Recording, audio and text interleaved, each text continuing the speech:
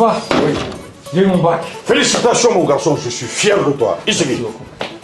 Bon, maintenant que tu es bachelier, en bas que tu connais. Bon, papa, il va aller au Canada, aux États-Unis, au trop. Et Mouna? Eh bien, où est-ce que tu es au Canada? Ah oui, tel père, tel fils. N'est-ce pas Kalanké? Mais Amlo, tu connais ça? Ah, il y a EduX là.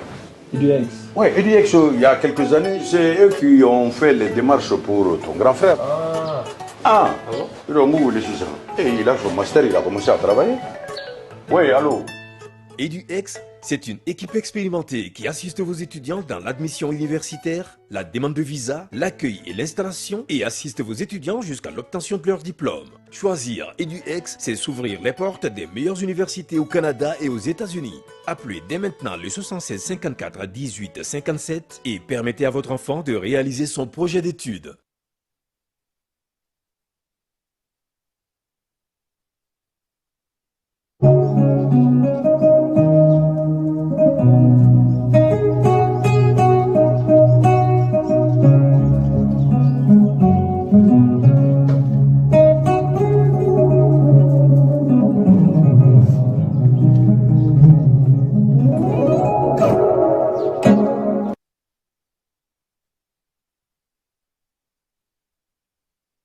FM Swahili la bi ne bɛ yan bi ka se ka kunnafoni di aw ma ɲɛmaaba ale bɛ Segu an bɛna ɲɔgɔn sɔrɔ téléphone na ni Ala sɔnna ma o ye programme kɛcogo ye n bɛ tila ka taa Kasim Traoré an n'ale bɛ don téléphone na an b'ale wele semaine na kunun ni kunnasini an ma se ka émission kɛ mun bɛ dugu la Tenzawa Ten ka taa se fo Kidali kɔnɔla bɛɛ lajɛlen ma Sɔrɔsiw bɛ wulikajɔ min kɛ ɲɛmaa ale b'o di an ma nɛgɛjuru sira fɛ o kɔfɛ tuguni voilà k'an ka liste bɔra liste des joueurs convoqués pour les éliminatoires de la CAN 2025 Marocains fait au lycée Fnebora, amana au lycée di Auma. Au koffe tuguni amta Edis Excellence école Sododo, ale école don anga minu ye meru ye Mali nyina e bac ni defula ka olu bla kata États-Unis yoro kelempedo Edis Excellence anolu bna nyon soro. Au koffe sa amta mfa denso e waslo marala Chinois ani malien minnu bɛ complicité la ka taa dugukolo traki ka taa lɛkɔnɔ la min bɛ yen ka bɛɛ lajɛlen ta tiɲɛ ni Ala sɔnna an b'u yɛrɛ kumakan lamɛn bɔlɔlɔ sanfɛ fale an bɛ taa fan fɛ ka segin ka na Mali Mozambique o liste di mɔgɔw ma éliminatoire hokumu kɔnɔ.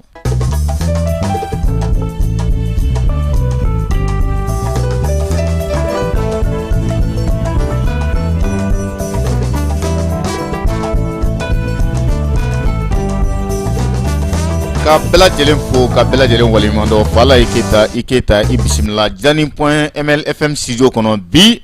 Mali Mozambique amnata o de liste complet min bora Fédération Malienne de Football o ka siège la bi Alou Badara Diallo Konti ale kun be conférence de presse la ay kuma munun fo ay liste min di bi amana ndado la mati niya jatemine mati première journée do et surtout avantage mambulo ameka Jean Rega Trenga mais oti bolontana blé farafina fo ka taa se tubabu la ma ni bɛ ka jouer a bila i kunna i bɛ ka jouer i ka public ɲɛfɛ i ka ca n'i ka adversaire ye mais o tɛ Mali balontan na dɛ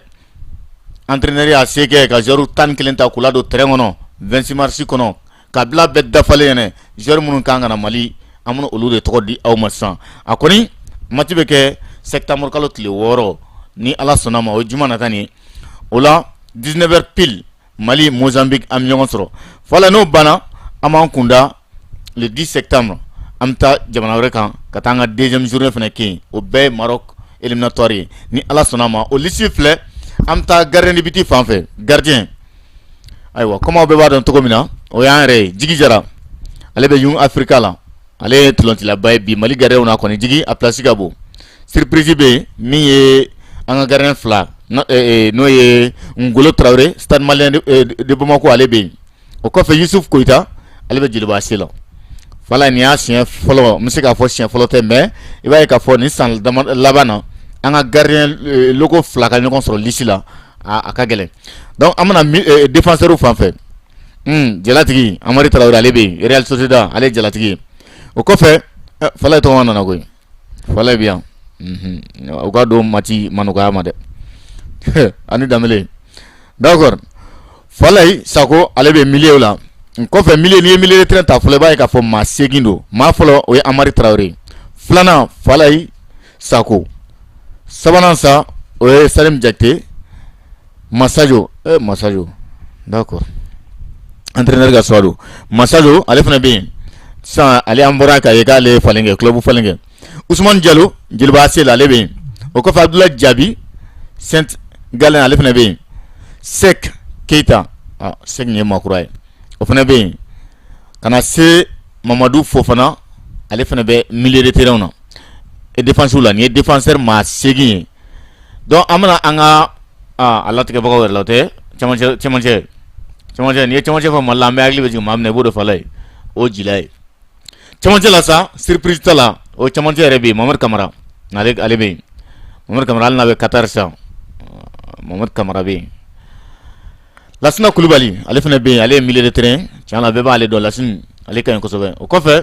kana se Amadou Aïdara Amadou Leipzig ale be Ousmane Diakité Werder Bromwich ale fana be Aliou Dieng ouais Aliou Dieng bora 500 ka bo la Qatar ale fana be kan tolon ci première division nay o ko fe Mamadou Sangaré wala joueur Kouraye donc l'international malien Ibisma nya ka retouré après la CAN Ibisma a convoqué le Malik Yalkoué ale fana ni joueur Kouraye fallait bayra ka fo joueur Koura do bala milieu de terrain na nya jatem fana masigi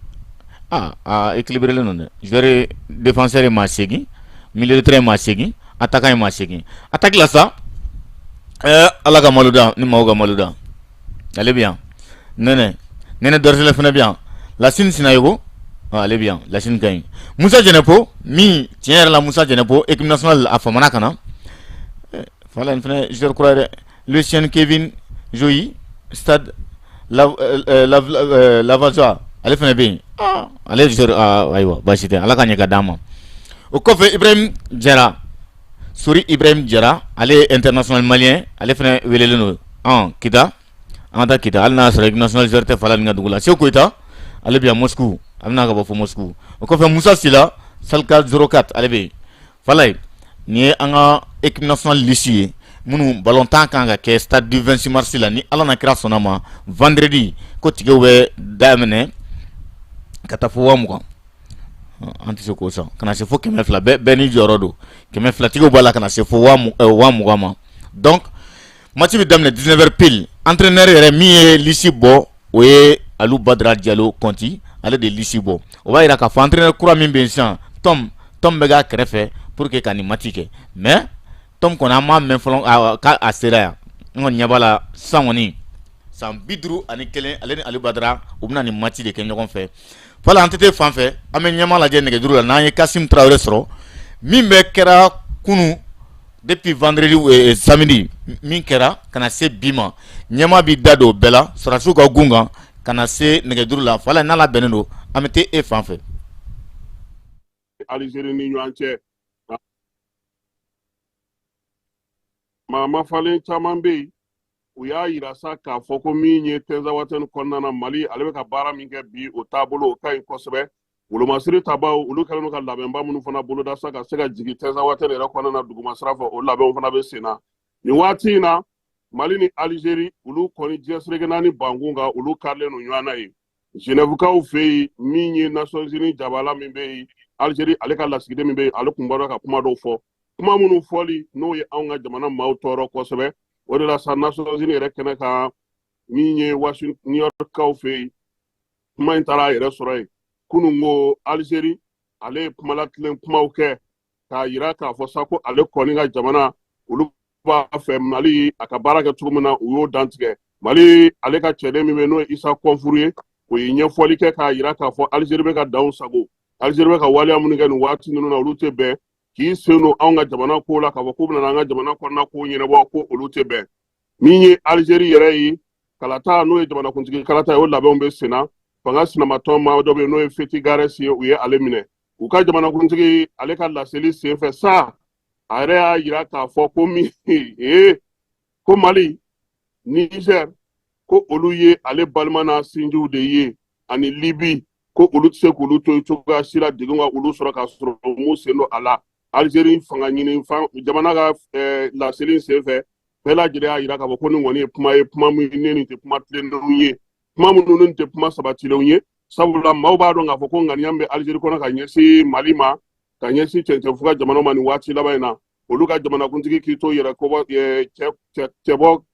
kɛnɛ kan k'a yira bɛɛ lajɛlen na k'a fɔ sa ko ale badenw de ye maliyɛnw ye ale baden de ye libikaw ye ale baden de ye nigɛrikaw ye k'o kan ka to maa kan ka i yɛrɛ ɲininka nka min ye nin ko in bɛɛ lajɛlen ye a ko bɛ ka dankɛnɛmaya dɔɔni dɔɔni yesereke naani procureur ba dɔ bɛ yen n'o ye Marc Boronoff ye ale yɛrɛ tun y'a jira k'a fɔ sa ko Algérie tɔgɔ dɛ a kan ka bila jɛkulu fɛ jɛkulu minnu n'u bɛ bamanciwale ni jugawale kɔkɔrɔma don fan caman fɛ u y'a jira sa k'a fɔ ko o maa min bɔra k'o kuma fɔ san 2023 k'o dankɛnɛmayalen don bi koyi ko sabula Algérie a ka wuli ka jɔ a ka ɲɛɲini a ka lasigiden min bɛ Genèvekaw fo o bɔra ka kuma min fɔ kuma min fana n'u y'o dan tigɛ Nations Unies yɛrɛ hukumu kɔnɔna na ko nin bɛɛ kan ka maa sɔn hakili la nin waati in na n'an bɔra o kɛnɛ kan an bɛna Gawokaw fɛ yen Gawo bi wolomasiri tabaw a yirala k'a fɔ ko u kɔni bɛ labɛn na labɛn belebele min ni bɛɛ lajɛlen kɔni kun sigilen don k'a kɔnɔ sa cɛdenw olu kan ka taa duguma baara dɔ la Gawo n'a lamini bɛɛ lajɛlen kɔnɔna na ko maa minnu bɛ ka fara ɲɔgɔn kan Gawo kɔnɔna na bi ni ɲɔgɔnna famana ka kɛ kosɛbɛ Mali a n'a dɛmɛbaga jɛkulu bɛɛ lajɛlen k'u na wuli ka jɔ kɛ don nataw la sa yaasa maaw n'u bolominɛw bɛ se ka lakana cogo min o waati kelen fana na Mali ale Mopti yan fan fɛ Segu san ka taa se dɔngɔnɔduguw bɛɛ lajɛlen kɔnɔma ani bɔbɔduguw la maaw kɔni bolo fila b'u kun ka kule ko sabula bi lakanabaliya a ɲɔ ɲɛlen n'o ye olu ka sumanw setɔ don min ye dugudenw ye u y'a jira k'a fɔ sa ko gouvernement k'a ka fɛɛrɛ tigɛ yaasa olu bɛ se ka lakana cogo min n'an bɔra o kɔnɔna na sa an bɛ segin ka na Bamakɔkaw fɛ yen wala ye ko ni Ala sɔnna a ma ko cortège délégation spéciale ko cortège mɔbiliw k'a kana tɛmɛ fiyewu mɔbili 6 kan maa caman kɔni y'a jira sa k'a fɔ ko cortège yɛrɛ kan ka dabila min ye délégation spéciale ka sɛbɛn na u ko cortège dabilali kun ye min ye ko ni maa min bɛ furu o y'i yɛrɛ kelen kunkanko ye jamana o ko tɛ ka taa sirabaw tigɛ ka bɔlɔnbaw tigɛ k'o tɛna kɛ n'o tuguni délégation spéciale ko furusiri o furusiri bɛ kɛ n'u ma ɲɛ k'u bɛ bɔ ka bɔlɔnw minɛ ko furusirilaw k'u kana tɛmɛ mɔbili 6 kan maaw kɔni caman y'a jira k'a fɔ ko laɲini in ka ɲi min ye nin ko in ye sa ko tuma na u bɛna mɔgɔw ka mɔbili 6 jate cogo di walama a ko de bɛ dabila wa ou bien a ko bɛna kɛ cogo di o ɲininkali o bɛ yen an ka denmisɛnnin minnu tun taara Afrique du Sud kaw fɛ yen a bɛ fɔ min ma sa ko mathématique olympiade o ta ko 31 na n'an yɛrɛ kɛra jɔyɔrɔ sabanan ye o la olu ye jɔnjɔn min sɔrɔ u nana ka n'o jira minisiri la n'o ye docteur Sisawane a yira k'a fɔ sa k'an ka denmisɛnnin 6 de tun taara musomanin 3 bɛ a la min yɛrɛ Mali bɛɛ dan baki la ale bɛ a la ka taa se cɛmanin 3 ma u kelen kelenna bɛɛ lajɛlen kɔni donbolokɛru ye ani bonyamasegikɛru ye min ye Bintu Fulancɛ Jalo ye n'ale kɛra an ka première nationale ye baki la ale kɛra jɔyɔrɔ sabanan ye farafinna denmisɛnninw ka o ɲɔgɔndan in n'a ye docteur Amadou Sisawane y'a fɔ k'a waleɲuman dɔn maa minnu fana bɛ yen n'olu y'u dɛmɛ n'o ye karamɔgɔ ye k'olu bɛɛ lajɛlen fo denmisɛnw sera ka nin min kɛ nin ye k'a ka kɛ misali ye Gawokaw olu bolo fila b'u kun dɛ ko bi ko Gawo sigi k'a gɛlɛyalen don degun b'u kan sira tɛ yen lakana tɛ yen min ye baloko o bɛ ka gɛlɛya ci o bɛ ka tiɲɛni kɛ fantan ani naani bɛɛ lajɛlen fɛ Gawokaw yɛrɛ kɔni ko tiɲɛ don baɲumankɛtɔn bɛ wuli ka jɔ la gouvernement yɛrɛ b'i sɔn wa b'a fɛ dɔ ka fara nin bɛɛ kan sabula min ye so mun binna Gawo kɔnɔna na maa minnu bɛ yen n'olu sigiyɔrɔw tiɲɛna ko ka ca ni jamana tɔw bɛɛ lajɛlen ta ye Bamakɔ kunu san jiginna sanji ale ye tiɲɛni fana caman kɛ n'Ala sɔnna a ma sini kimɛli mana na kɛ o la jɛkulu min sigilen don sanjiko hukumu kɔnɔna na n'olu ye jaabi minnu di an na olu bɛɛ lajɛlen na maaw ka sini wulada fɛ an ka kunnafoniw na wolomasiri tabaw olu ka surasi 20 olu ka bɔko 4 na école d'état-major la sa o baaraw kɛra kunun o juma min ye u ka papiyew ye olu dir'u ma kalan ye tali kɛ kalo 3 la min ye nin surasi denmisɛnw ye u bɛɛ lajɛlen tun bɛ Boubacar Sarasi ale tɔgɔla kalanso kɔnɔ Kulukorokaw a yira sa k'a yira k'a fɔ ko min ye nin waleya in ye a bɛ tali kɛ kalan surasi denmisɛnw olu ni lamini kura la baara bɛ se ka yiriwa cogo min na u bolo nin surasi 20 minnu bɔlen filɛ nin ye Kulukorokaw fɛ yen u bɛna taa u jeniyɔrɔ fini daminɛ wolomasiri tabaw olu ka gun kan ba fila bɛ min ye cɛkɔrɔba dɔ ye ale ye guerre mondiale kɛ a tɔgɔ ye ko Badingɛ Namake Sisoko Badingɛ Namake Sisoko ni ale yɛrɛ tun ye guerre kɛ sa Indochine kaw ka guerre ko nin kɔni Ala y'a ka kalifa minɛ a la alamisa don nin kalo in tile 29 k'a si to san 95 la fure in a dɔnnen don kosɛbɛ sabula ba fila bɛ n'a marabolo bɛɛ lajɛlen b'a dɔn dugu minnu bɛ sa n'o o ye sololɛntɛnkaw kaw fɛ ye ba fila bɛ mara la sa u y'a yira sa k'a ka janajaw bɛɛ lajɛlen kɛrɛ n'ala sɔnna a ma Pili Jalo ale ye laɲini minnu kɛ o ko la an na olu da aw tulo kan Usubijanɲakaw fɛ yen baganw olu caman kun suyana min ye Usubijanɲa denmisɛnninw ye olu de ye wuli ka jɔ kɛ sa min ye misiw 17 o kun suyana bamanciwale kɛbaw fɛ u y'a yira sa ko kilomɛtiri 1 ka kɔ Usubijanɲa ɲɛ min ye denmisɛnninlakaw ye u ye wuli ka jɔ kɛ sa yaasa maa minnu ye nin waleya in kɛ ka tugu u kɔ fo k'u nɔbɔ wa u y'a yira k'a fɔ ko min ye bagan ninnu ye u sera k'olu minɛ n'o ye misi 7 ye misi ninnu wunɛlen filɛ nin ye sa a yira k'a fɔ sa ko u kɔni bɛna olu yira bɛɛ lajɛlen na ni maa min t'a don i na wuli ka na i ka bagan ale nɔfɛ Usubijanɲakaw olu fɛ yen min ye bibulu kalanni ye bankasikaw fɛ yen o baara bɛ sen na kerecɛnnakaw olu kɔni y'a yira sa k'a fɔ maa 100 ɲɔgɔnna sifin kunda olu de kɔni nalen don nin baara in na ka bɔ Mopti église la Baɲangara Koro Bankas ninnu bɛɛ lajɛlen nalen don sa tile 5 kɔnɔna na min ye kuranɛ kalan in ye u n'o kɛ bankasikaw olu fɛ yen ka dugawudenw kɛ jamana ye basigi ni lafiya bɛ se ka na cogo min farikolo ɲɛnajɛw barosigiw ka taa se min ye cɛfɔ ni kanbɛ kow ye o bɛɛ lajɛlen kow na kɛ a kɛnɛ kan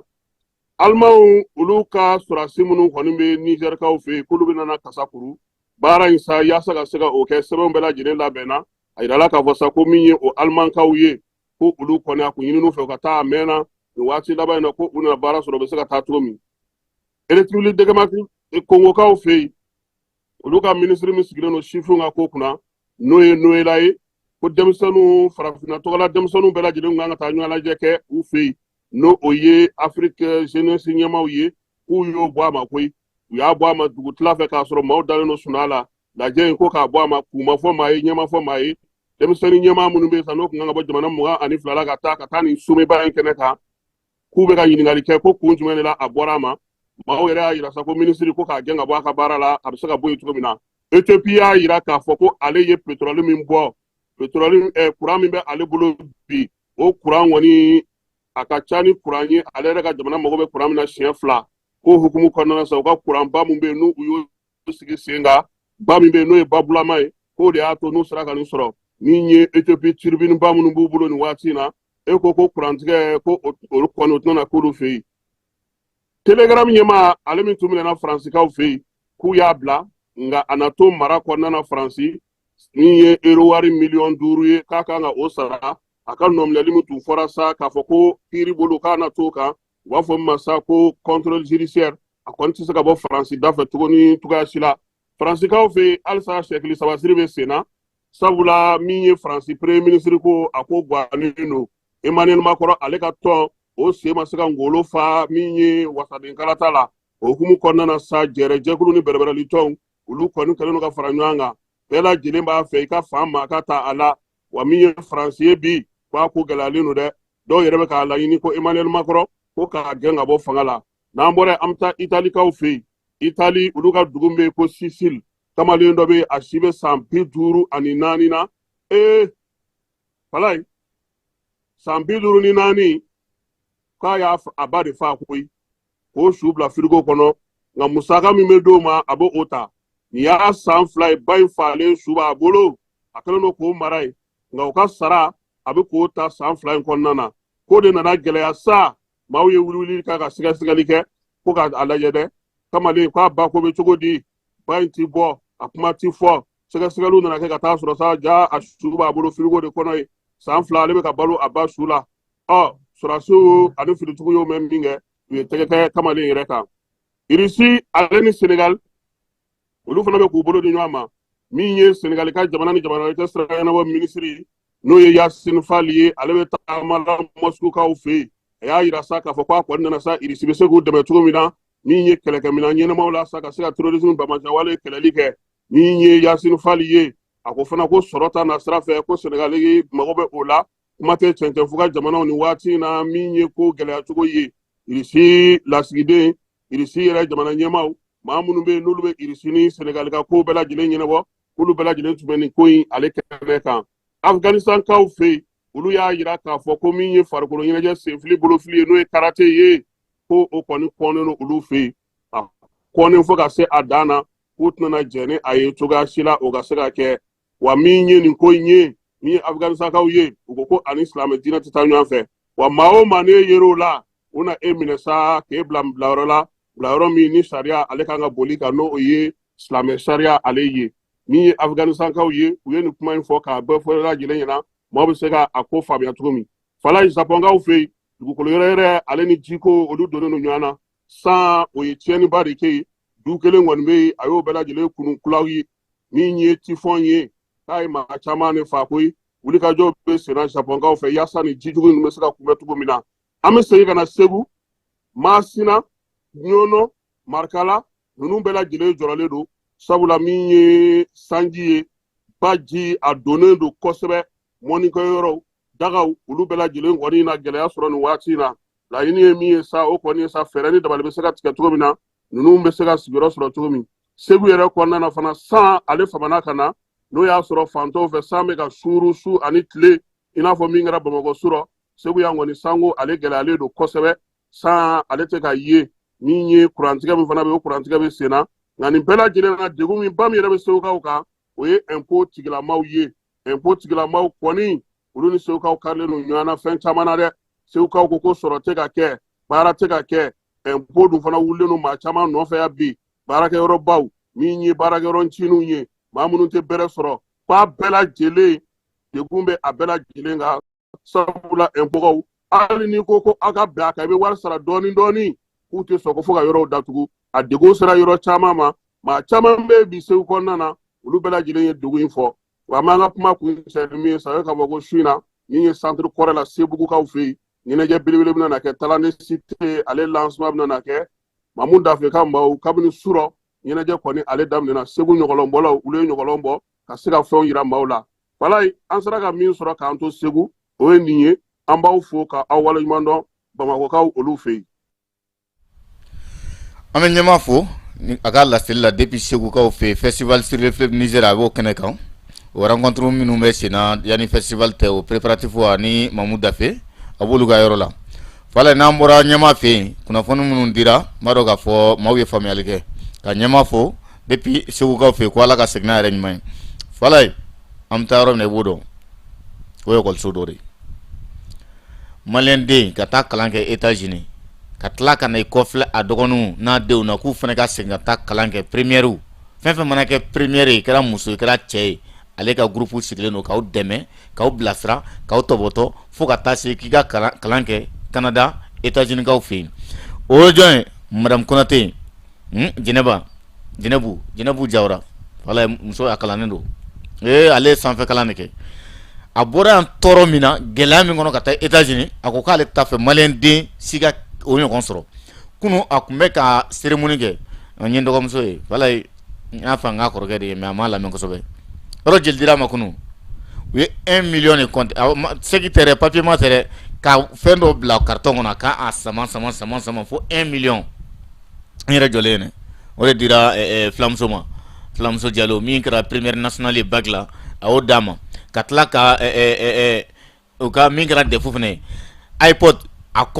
ka conception kɛ n'a yɛrɛ tɔgɔ ye États-Unis kaw fɛ yen a valeur a ka ca kosɛbɛ o fana kɛra yen kunu min kɛra ne yɛrɛ tun bɛ kɛnɛ kan n ka micro la fɔlɔ an ka te fan fɛ an ka Jɛnɛbu lamɛn a ye wulikajɔ ni cɛsiri min kɛ an ka cabinet min ye pour que ka écoledenw dɛmɛ ka taa kalan na Amérique ni Canada ani ka écoledenw yɛrɛ dɛmɛ u ka kalan na yan Mali la o de ye a wari n'a a fɛn bɛɛ a organisation bɛɛ kɛ pour que ka nin ka se ka sigi sen kan an ka laɲini ye de mɔgɔ minnu mana se ka Mali ka kɛ Mali ka fierté i b'a fɔ ni mɔgɔ yera ko o de kɛra bɛɛ ten kan Mali la olu kan ka sankɔrɔta ne donc an ka laɲini de san o san an ka se ka kalankɛlaw sankɔrɔta an b'a ye Mali la mɔgɔw bɛ sankɔrɔta misiw bɛ sankɔrɔta artistes dɔnkilidalaw bɛ sankɔrɔta mais kalankɛlaw dun olu de an ka ɲɛsigi ye il faut qu'olu fana ka sankɔrɔta je ne dis pas que misiw man ka tɛ ka sankɔrɔta hali bi olu kan ka to ka kɛ artistes bɛɛ kan bɛɛ n'i ka baara de don Mali la artistes bɛɛ kan ka sankɔrɔta hali artistes ye kalankɛlaw ye mais kalankɛlaw fana kan ka sankɔrɔta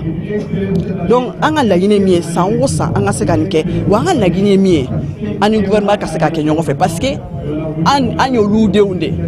an ka se ka kɛ ɲɔgɔn fɛ donc san wɛrɛ fɛnɛ ni bac résultat bɔra an ka se ka accès sɔrɔ mɔgɔw tɔgɔ la joona min ye première nationale min kɛra ten ka classe bɛɛ la min kɛra ten ka classe bɛɛ la bac la an kan ka se ka accès sɔrɔ la facilement ka se ka ni événement ɲɔgɔn na organiser san o san sanfɛ kalanso minnu fɔra nanzara jamana kan o ye Amérique de États-Unis ani Canada a b'a dɔn Mali la yan anw de ye cabinet an dɔrɔn de reconnu don internationalement o accréditation bɛ anw de bolo ka se ka mɔgɔw tɔgɔ sɛbɛn université la accréditation dɔ bɛ a bɛ fɔ min ma o bɛ Londres jamana de kan olu de bɛ cabinet minnu bɛ mɔgɔ assister tɔgɔ sɛbɛn école la olu de bɛ accréditation di mɔgɔ ma o bɛ anw bolo Mali la yan mais maa ye u ka liste la fɔlɔ ko cabinet bɛ a bɛ min bolo maa ye donc université caman de bɛ minnu n'an bɛ baara kɛ Amérique jamana dɔrɔn kan an tɛ dugu wɛrɛ kɛ an bɛ Amérique jamana dɔrɔn kɛ kun jumɛn na an bɛ Amérique jamana dɔrɔn kɛ parce que an mɔgɔ minnu bɛ baara la ni cabinet in na an bɛ an ka kalan kɛ Amérique jamana de la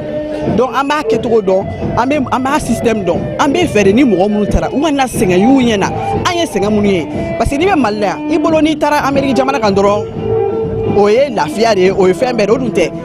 challenge caman bɛ yen obstacle caman bɛ yen e ka kalan bɛ se ka kɛ cogo di basigi kɔnɔna la ani Amérique jamana kalan ani yan kalan kelen tɛ donc il faut i k'a faamuya kumakan laban min bɛ ne bolo hali bi ne bɛ a deli n dɔgɔninw bɛɛ fɛ u ka kalan kɛ kalan de bɛ se k'an bɔ nɔgɔ la Mali in na u ka kalan kɛ u ka kalanba kɛ u ka kalan kɛ bi an ye trophée saba de di trophée ba saba an ye trophée di bɛɛ ma mais an ye trophée ba saba de di an ye trophée di première nationale Majɛfu la an ye kalan kɛ fɛn d'a ma ani ordinateur a bɛ se ka kalan kɛ ni fɛn minnu ye min kɛra bac premier an ye wari da fɛnɛ ma pour que a ka lajɛ université mana ja n'a taara tɔgɔ sɛbɛn a ka se ka contribuer a sarali la ani min kɛra min ye an ka question pour un excellent an ye min d'a ma an bɛna a ka fɛɛrɛ bɛɛ de sara pour que a ka se ka taa ɲɛ da école baw kan donc an bɛna voyager n'a ye a bɛ taa ɲɛ da école baw kan a bɛna tile 10 de kɛ Amérique jamana kan ka sɔrɔ ka segin ka na donc o école baw layɛli tɛ dɔwɛrɛ ye a k'a dɔn école ninnu fɛnɛ bɛ togoya jumɛn na école tɛ kelen ye dɛ kalanw tɛ kelen ye donc c'est pour que a ka préparer déjà mentalement pour que ani san wɛrɛ n'a ye kalan kɛ lycée la tuguni a ka hali bi k'a motiver ka kalanba kɛ n'i ko k'i b'i den tɔgɔ sɛbɛn bɛɛ b'i se k'i den tɔgɔ sɛbɛn an ka programme na bɛɛ bɛ se k'i den tɔgɔ sɛbɛn i bɛ taa an ka centre la dɔrɔn a b'an wele an ka numéro kan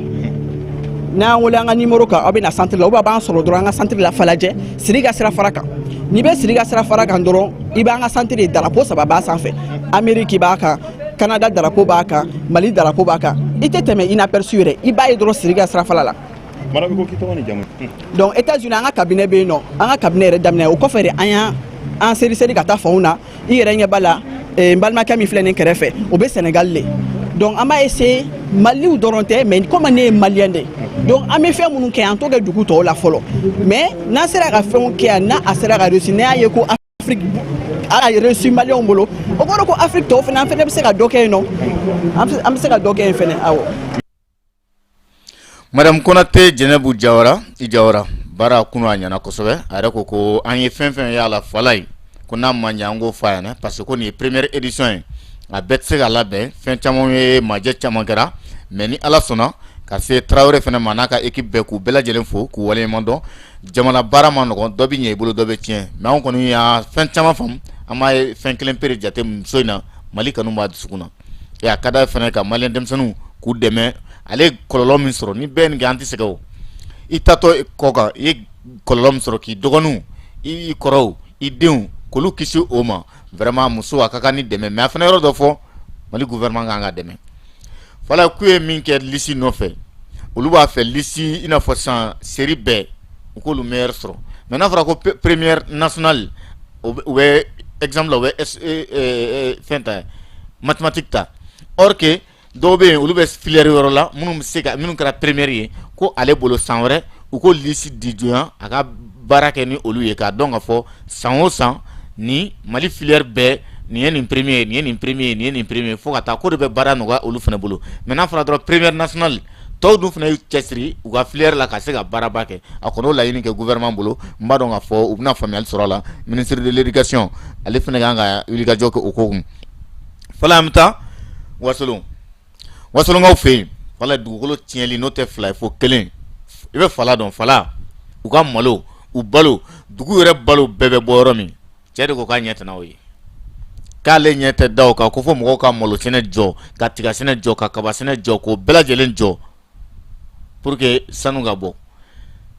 a ba kɔnɔla n'i taar'u ka réseaux sociaux sanfɛ i b'a ye k'a fɔ tiɲɛli mun dalen bɛ yɔrɔ in kan mais kuma kan y'a tigi da fala ye an k'a yɛrɛ lamɛn a ye min fɔ ni ala sɔnna ma an yɛrɛ ka micro la an ka a lamɛn. Kasim Traoré i ni sɔgɔma Kasim ne tɔgɔ ye n fa Meja Jakite ne sigiyɔrɔ bɛnnen bɛ Espagne ma très précisément ne sigiyɔrɔ bɛnnen bɛ Andalusia Jaén Linares ma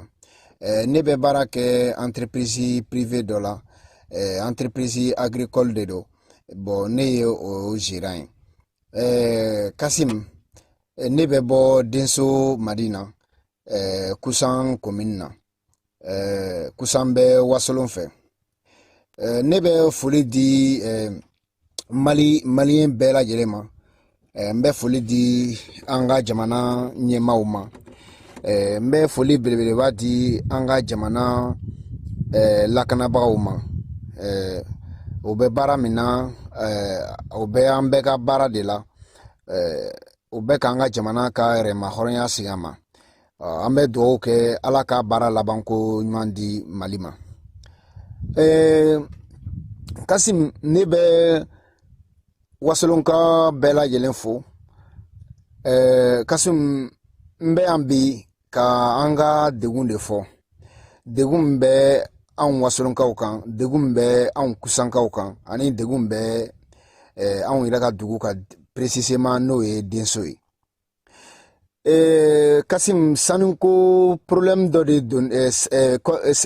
sanubɔla dɔw sanu ɲinina dɔw taale an ka yɔrɔ la ko permis b'u bolo ko gouvernement ye permis da i ma ko u ka baara kɛ ka taa sanu ɲini an ka yɔrɔ la bon permis ni an kɔni an bɛ ka permis ni ɲɛɲini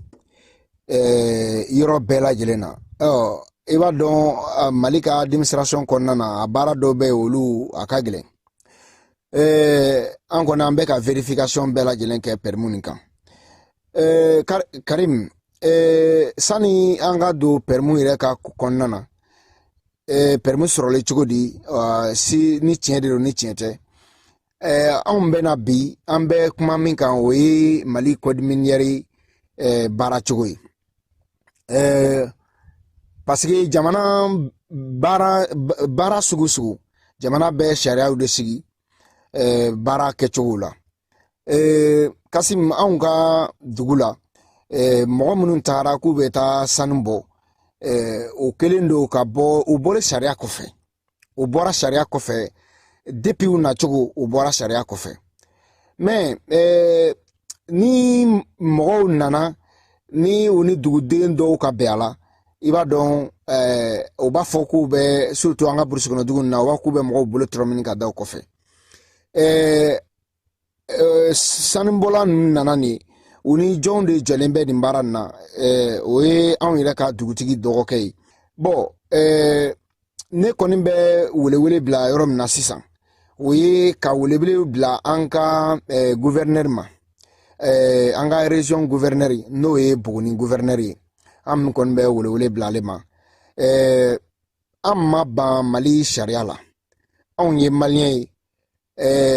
ko sugu sugu ni an nana an ka jamana kɔnɔ an bɛ ni sariya de don an b'a bonya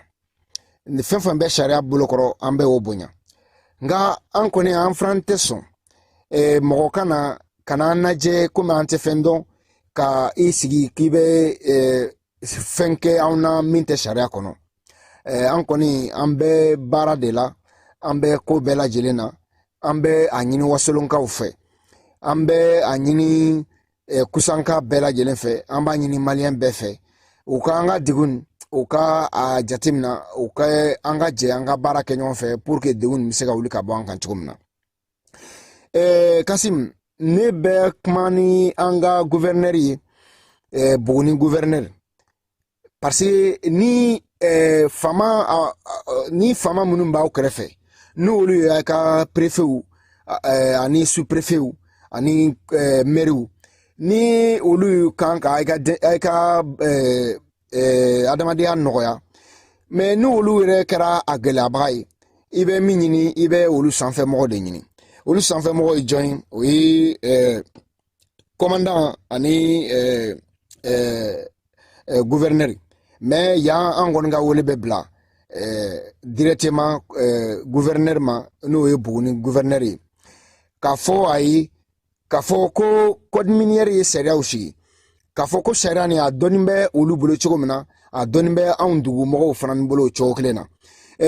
sariya minnu sigira a sariya kan ka labato yɔrɔ bɛɛ lajɛlen na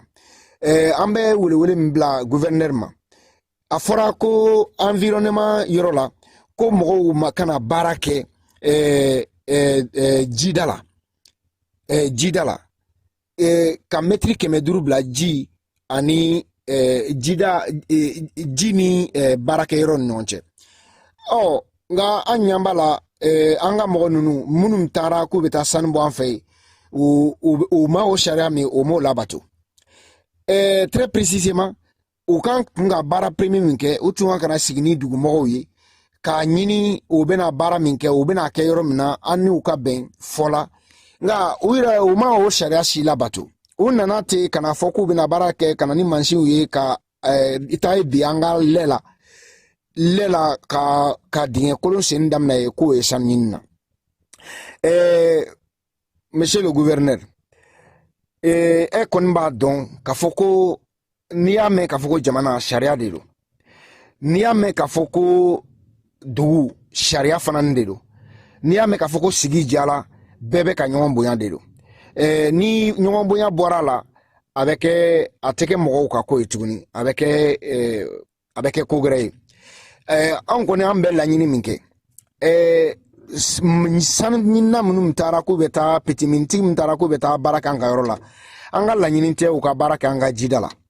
an ka laɲini tɛ yɔrɔ minnu bɛ yen ni olu y'an nafama yɔrɔw ye n'o y'an ka sɛnɛkɛ yɔrɔw ye u ka baara kɛ nin si la parce que an n'u ko k'u bɛ wari di an ma an tɛna sɔn parce que anw ka yɔrɔ nafa ka bon an bolo u ka wariw ye an ka yɔrɔ nafa ka bon an bolo parce que anw ye mɔgɔw ye mɔgɔ minnu n'u an b'a fɛ ka sɛnɛ kɛ ka ɲɛ sɔrɔ a la wa an balolen de sɛnɛ la a bɛ ni ka san 100 ni kɔbɔ bi ni dugukolo ninnu ka ɲi bon mɔgɔ si tɛ yen k'a fɔ ko an ye degun lase o ma bɔn ni mɔgɔw wulila bi k'a fɔ k'u bɛna an ka yɔrɔ minɛ na k'a fɔ k'u bɛ an ka yɔrɔ k'u b'a tiɲɛ ka kɛ u sago ye gouverneur an tɛna sɔn o ma o de kosɔn an bɛ welewele bila i ma Buguni gouverneur ko de don i ka ci bila yanfola commandant ani sous-préfet min bɛ Kusan ani sous-préfet min bɛ Kalana parce que olu de ka baara de ka mɔgɔ ninnu ka a yira an ka mɔgɔw la k'a fɔ ko baara nin bɛ se ka kɛ hali ni u bɛ ka bɔ sariya kɔnɔna na parce que olu de kan ka sariya f'u ye n'a ye bɔra sariya kɔnɔna na ka u ladon sariya hukumu kɔnɔna na mais mɔgɔ ninnu commandant yɛrɛ olu bɛ ka min yira anw na o ye jigilatigɛ baara ye mais an kɔni an tɛ compter olu kan tuguni an bɛ compter min kan o ye gouverneur ye gouverneur ka a ka mɔgɔ minnu bɛ a dugu ma a ka olu lana sariya kɔnɔna na u ka baara kɛ sariya kɔnɔna na an bɛ o de ɲini u fɛ an b'a ɲini gouverneur fana fɛ waati bɛɛ u taako u bɛ fama caman cɛ u kɔ ka bɔ Kalana ka taa an ka gendarmew a b'u cɛ ka taa ni a ye an ka dugu la ka sɔrɔ an ka dugu tɛ kɛlɛkɛ dugu ye ka sɔrɔ an ka dugu tɛ laɲinikɛla k'a fɔ ko an bɛna degun lase mɔgɔ ma anw min man d'an ye mɔgɔ de tɛ se k'an jagoya k'an don o da fɛ gouverneur parce que ni min man d'anw ye anw ka sɛnɛkɛ yɔrɔw k'olu tiɲɛ an fa kɔrɔw tɛmɛni olu ye yɔrɔ min di an ma ko an ka adamadenya k'o la an mɔdenw fana ni minnu bɛ n'an kɔfɛ olu k'o ka adamadenya k'o la o tiɲɛli yɔrɔ an tɛ se k'o di mɔgɔ ma an t'a fɛ o baara ka kɛ yen o sariya de bɛ code minière kɔnɔna na an tɛ ka kuma gɛrɛ fɔ min tɛ jamana ka sariya kɔnɔna an kɔni bɛ laɲini min kɛ gouverneur fɛ a ka kuma a ka sous-préfet ye ani ka commandant min bɛ yanfolila ani sous-préfet min bɛ kalana ani min bɛ kusan a ka kumaw ye o ka na sariya kɔnɔna na o ka wele bila minitigi ninnu ma o kana baara kɛ baara min ni a bɛna degun lase an yɛrɛ ma o de la ne tun b'a fɛ ka nin wele bila an ka commandant ma an ka gouverneur ma an bɛ min ɲini an ka gouverneur fɛ n'o ye Buguni gouverneur ye anw bɛ wele bila i ma an b'a fɛ ka sigi n'i ye ka kuma n'i ye an b'i lasɔrɔ cogo min na fɛɛrɛ minnu bɛ tigɛ pour que an ka se ka taga i ka audience an ka audience sɔrɔ n'i ye ka kuma n'i ye k'an ka degun ɲɛfɔ i na an bɛ se k'o kɛ o kɔni a ka d'an ye tile fila nin na i ka o sira yira an na pour que an bɛ se k'o baaraw kɛ cogo min na an bɛ mɔgɔ lawuli ka bɔ Bamakɔ ka mɔgɔ lawuli ka bɔ an ka dugu la ka mɔgɔ lawuli ka bɔ wasolon jeunesse minnu bɛ nin ko contrôle la an bɛ mɔgɔ fana ɲini olu fana na ani an ka kusan fana ni jeunesse minnu bɛ coordination bɛ an bɛ mɔgɔ ɲini olu bɛɛ lajɛlen na k'u fara ɲɔgɔn kan o ka taa sigi Buguni ka kuma ni i ye n'i ye yamaruya d'a ma an b'o baara kɛ o ye Buguni gouverneur ka yɔrɔ ye an bɛ a ɲini a fɛ parce que an tɛ kɛlɛ fɛ an yɛrɛ dama ni ɲɔgɔn cɛ an tɛ kɛlɛ fɛ an ni mɔgɔ wɛrɛ ni ɲɔgɔn cɛ o de kosɔn an bɛ nin yɔrɔ ɲini a fɛ pour que a kɛ i jiya cogo bɛɛ lajɛlen na a ka an ka degun bɛ an kan a k'i jija ka solution sɔrɔ a la a k'i jija an ka se ka sigi ka kuma nin yɔrɔ kan Kasim o tun bɛ ne fɛ k'a fɔ an ka gouverneur ye an b'an sigi ka gouverneur ka jaabi kɔnɔ ni gouverneur ye jaabi ɲuman d'an ma an bɛ kuma ni gouverneur ye parce que o de b'a to ko min bɛ sen na a kɛlɛmayɔrɔ o bɛ se ka bɔ a la an bɛ dugawu kɛ hali bi ala ka mɛn ni tulo di an ni an ka gouverneur ma Kasim n'o tɛmɛnen kɔ ka bɔ yen ne bɛ kuma an ka jamana ɲɛmaaw de ye n bɛ kuma ni an ka jamana ɲɛmaaw ye k'a daminɛ Asimi Goyita ma ka na se a ka ministre des mines ma ka na se a ka ministre de environnement ma mɔgɔ bɛ yen n'o impliquelen bɛ miniko baara la an ka jamana kan an bɛ foli di u bɛɛ lajɛlen ma mais an b'a ɲini u fɛ ka ɲini an ka premier ministre fɛ n'o ye Dr Choguel Kokala Mayiga ye a ka ministriw minnu ka baara ɲɛmurulen bɛ miniko la ani environnement ko k'a fɔ u ye k'a fɔ ko mini sariya ni u y'a di mini baarakɛlaw ma k'a fɔ ko a sariya anw ka dugu la u t'a fɛ ka respecter environnement fana ni sariya minnu fɔra u t'a fɛ ka respecter anw kɔni bɛ wele bila u ma n'u u t'a fɛ kɛlɛ ka wuli an ka dugu la kɛlɛ ka wuli Wasolon kɛlɛ ka wuli Kusan o ka i jija u ye sariya minnu di u ka entreprise ninnu ma u ka se k'a respecter précisément jɔn de bɛ ka taa nin baara kɛ ale ye entreprise minière ale bɛ baara kɛ petit mine de la ale ka baara ye bɛnni dɔrɔn ka taa mɔgɔw ka badala yɔrɔw ka taa o sen k'a sɔrɔ gouvernement ye sariya min di code minière ye sariya min di o b'o o bali a bɛ tila ani mɔgɔw tɛ sigi ani dugutigiw a yɛrɛ tɛna ye ani yɔrɔtigiw ka sigi k'a fɔ ko u ka bɛn a la ale bɛ a ka sariya de imposer mɔgɔw kan bon anw ni hali n'a y'a sɔrɔ k'a fɔ ko kɛlɛ nege t'an na u b'a fɛ ka kɛlɛ ko jigin an kɔnɔ an kɔni an bɛ a ɲini u fɛ ka ɲini premier ministre fɛ o ni Dr Choguel Kokala Mayiga ye a ka kuma ni a ka ministriw ye o ka kuma ni u ka lasigiden minnu bɛ anw fɛ yen ko ka sariya bato an fɛ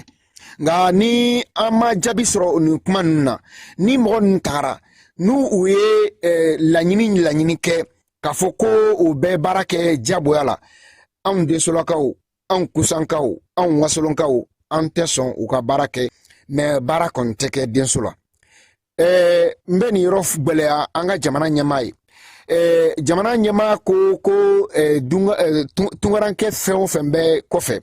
ko u k'i jija u ka sigi minnu espérance min bɛ min na baara cogo min na ko ka segin ko ka taa o baara kɛ an faso la pour que ka participer an faso ka développement la n'o ye Maliba ye an ka président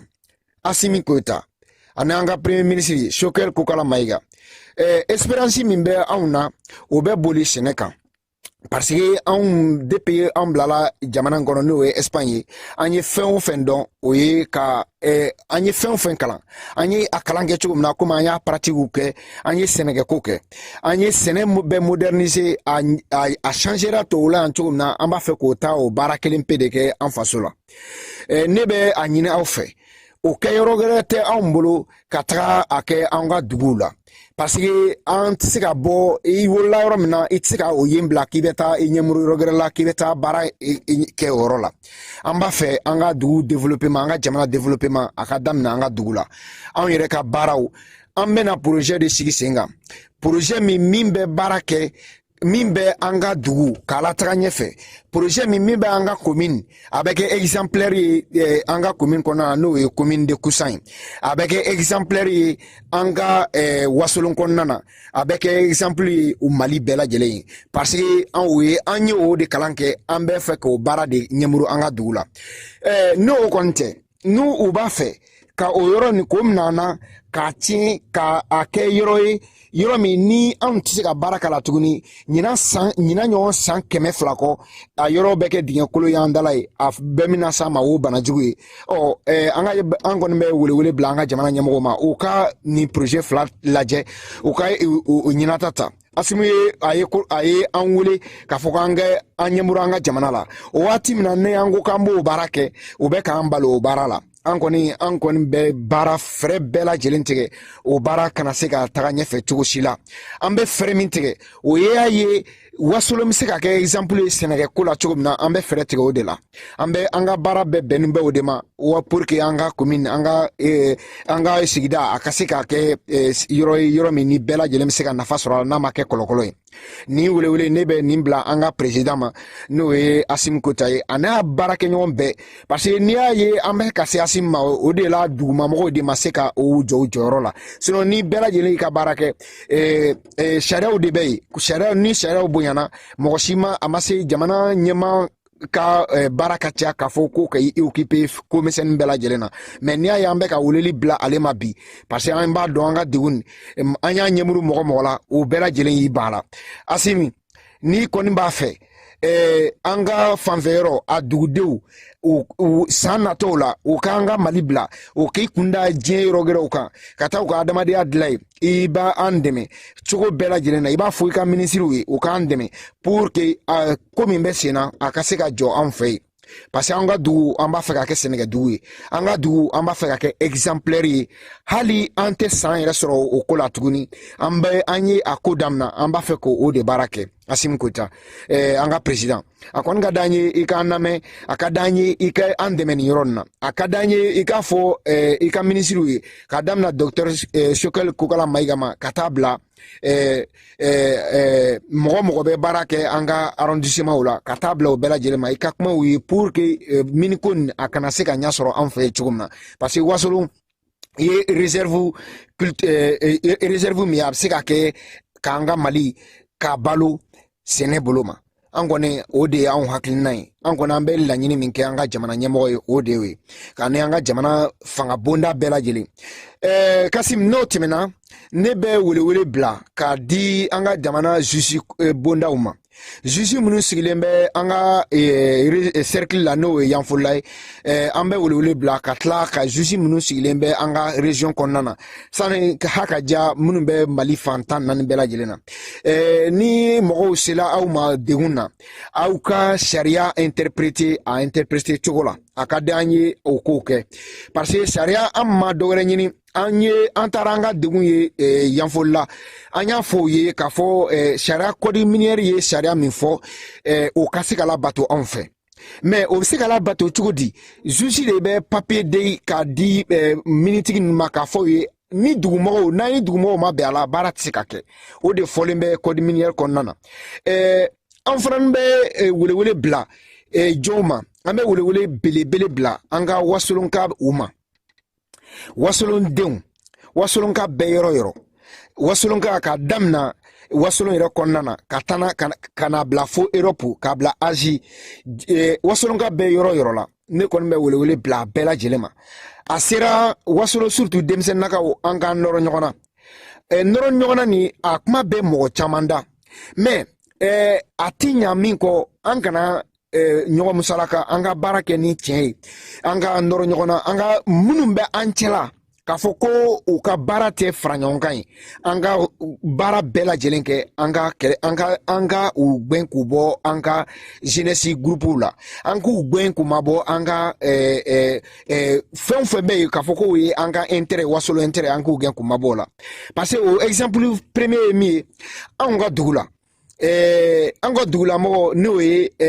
ye Karimu Jakite ye bɛɛ b'a dɔn an ka wasolon kɔnɔna na bɛɛ b'a dɔn an ka commune kɔnɔna na hakadiya an ka mɔgɔ fɛn fɛn bɛ yen k'a fɔ ko wasolon kun ka ko bɛ kɛ a kɔ a ka gɛlɛn an b'a ye ko bɛɛ lajɛlen na mais aw yɛrɛ ɲanba a la mɔgɔ si tɛ yen ni k'a fɔ ko i ka bon ka tɛmɛ i ka dugu ma k'i ka bon i ka jamana ma i ka bon i ka sigida ma mɔgɔw i b'i bɛrɛbɛn mɔgɔ de ma pour que ka baara kɛ i ka sigida ni i ka jamana bɛ se ka taga ɲɛfɛ cogo min na wasolon ka ko bɛ yen k'a fɔ ko a bɛ kɛ wasolon dilanli ko ye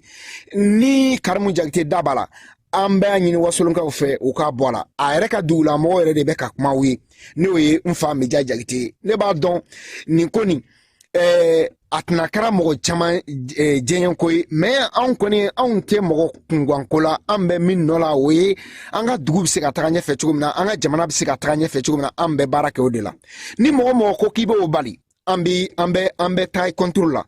a ha ka diya ne a kɛra justice sira ye an bɛ taa i contrôle la wa an bɛ yɔrɔ min na ko bi bon a yɛrɛ ɲɛ b'a la an bɛ kusan bɛɛ lajɛlen bɛ kuma kelen min na bi o ye nin sanuko nin ye bon mɔgɔ min bɛ ka tiɲɛli ɲini ka don aw kun munna aw n'o tigi bɛ jɛ ka baara kɛ ne bɛ o ɲininkali o jaabi di an balimaw ma aw b'a la k'a fɔ k'an ka fara ɲɔgɔn kan aw b'a la k'a fɔ k'an kɛ baara kɛ ɲɔgɔn fɛ mais an bɛ baara kɛ cogo jɔna ni mɔgɔ b'an ni ɲɔgɔn cɛ mɔgɔ min bɛ ka tiɲɛli de ɲini ka ɲɛmuru an ka kusan na o piniko ne bɛ welewele bila wasolonka bɛɛ lajɛlen ma mɔgɔ o mɔgɔ n'i bɛ baara jugu la k'a fɔ ko i bɛ conspiration na an ka dugu an ka wasolon kama an kana sɔn ka baara kɛ n'a tigi si ye wa an ka mairie